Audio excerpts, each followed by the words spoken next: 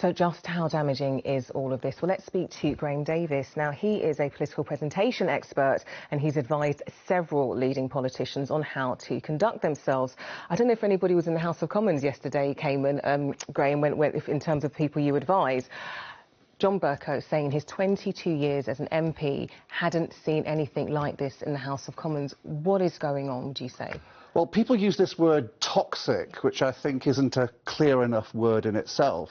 I think it clarifies the situation if we talk about the words that are being used as either helpful or unhelpful to the situation.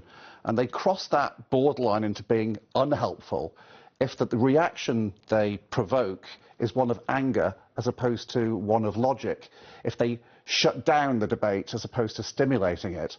And if you choose the wrong words and say them with the wrong tone and the wrong body language, they don't calm the fire of resentment, they actually spray napalm on it. So give us examples of that from what you saw last night. Well, of course, the two words that I think who've received the most focus of the use by the Prime Minister of the phrase either humbug or indeed the surrender bill.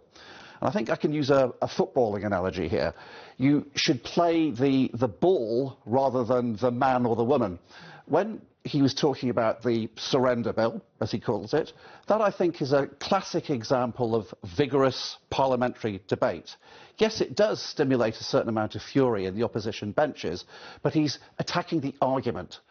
When he just used that phrase, the rather dismissive phrase of humbug, responding to something that Paul the Sheriff said, it both personalised and trivialised what she was saying, and quite naturally her reaction was one of anger rather than logical thought. If I was politely advising Boris, I would suggest to him that he should be very careful about what he says, because that sort of language might work in the Oxford Union, but it doesn't work in the rest of the world.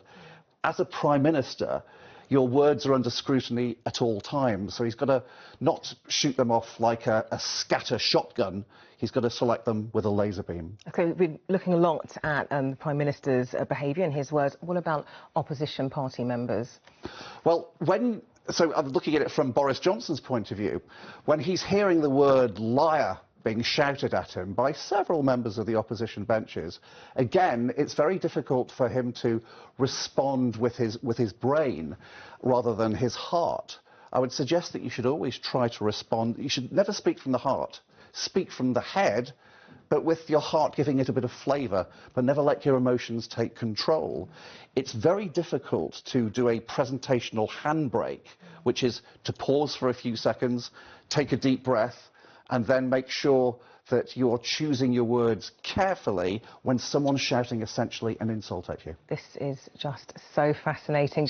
I've never known a time like this. Graham Davies, really good for your reaction and your insight into all of this. Thank you. In other news tonight.